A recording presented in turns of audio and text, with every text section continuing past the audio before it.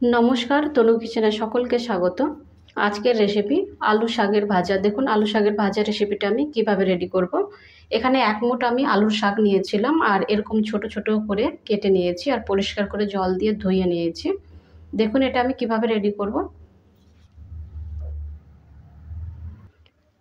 এবার আমি গ্যাসটাকে অন করে দিচ্ছি।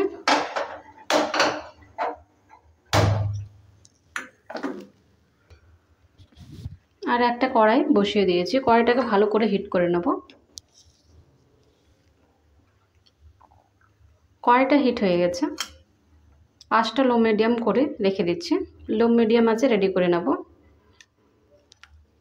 এবার দিয়ে দিচ্ছি সরষের তেল।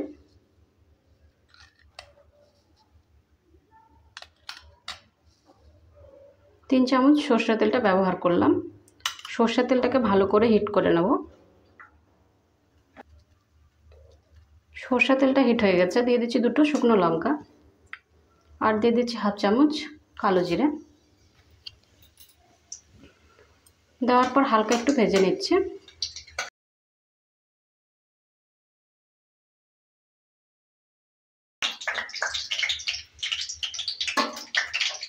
হালকা একটু ভেজে নিয়েছি। এবার দিয়ে দিচ্ছি পেঁয়াজ কুচি। একটা বড় সাইজের পেঁয়াজ এরকম করে কুচি কুচি করে কেটে নিয়েছি। পেঁয়াজ যদি আপনাদের পছন্দ না হয় তাহলে আপনারা ব্যবহার করবেন না, আমার পছন্দ ওই জন্য আমি ব্যবহার করেছি। পেঁয়াজটা দেওয়ার পর ভালো করে একটু নেড়ে চেড়ে নিয়ে ভেজে নেব।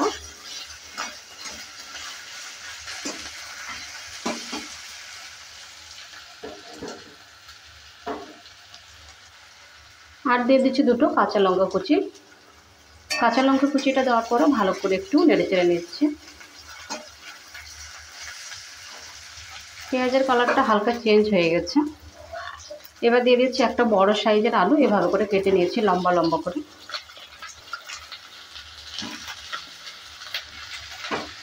আলুটা দেওয়ার পরও ভালো করে একটু নেড়ে চেড়ে নিচ্ছি।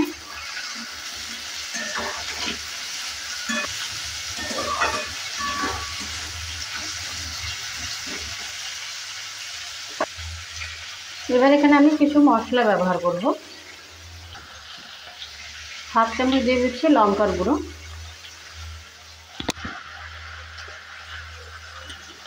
হাফ চামচ হলুদ গুঁড়ো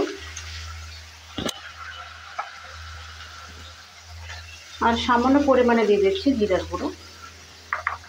জিরা যদি আপনাদের পছন্দ না হয় তাহলে জিরাটা ব্যবহার করবেন না, কিন্তু আলু যেহেতু আমি ব্যবহার করেছি এই কারণে জিরাটা একটু ব্যবহার করেছি। এবার দিয়ে দিচ্ছি লবণ। লবণটা আমি হাফ চামচ ব্যবহার করলাম। লবণটা স্বাদ অনুযায়ী ব্যবহার করবেন। লবণটা দেওয়ার পর আবারও ভালো করে একটু নেড়ে চেড়ে নিচ্ছি।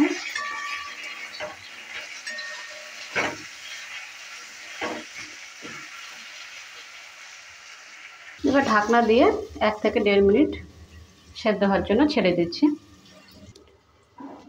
1.5 মিনিট হয়ে গেছে, এবার ঢাকনাটা তুলে নিচ্ছি। তুলে নেওয়ার পর আবারও নেড়ে চেড়ে নিচ্ছি। আর আলুটা অনেকটাই সেদ্ধ হয়ে গেছে।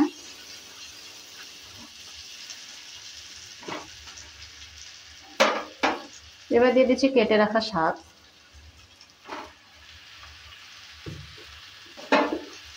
শাকটা দেওয়ার পরও নেড়ে চেড়ে দিচ্ছি।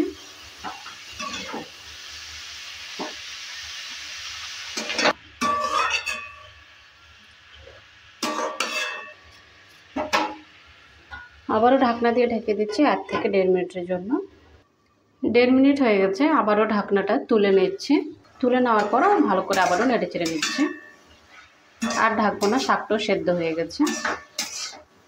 এভাবে করে এবার নেড়ে চেড়ে নিয়ে রেডি করে নেব।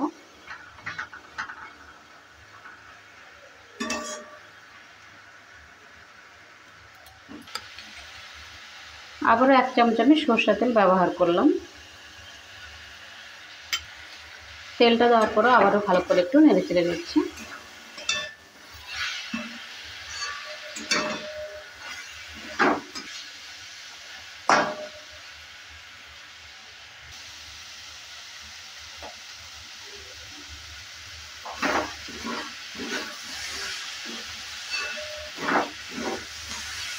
আলু শাকের ভাজা রেসিপিটা রেডি হয়ে গেছে।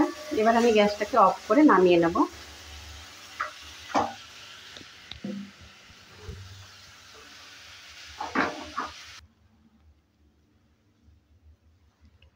আলুর শাকের ভাজা রেসিপিটা রেডি হয়ে গেছে। আপনাদের এই রেসিপিটা কেমন লেগেছে? ভালো লাগলে অবশ্যই কমেন্ট করবেন। ভালো থাকুন, সুস্থ থাকুন আর চ্যানেলটাকে অবশ্যই সাবস্ক্রাইব করে দেবেন নিত্য নতুন রেসিপি পাওয়ার জন্য। বাই ফ্রেন্ড, নেক্সট ভিডিও আবার দেখা হবে।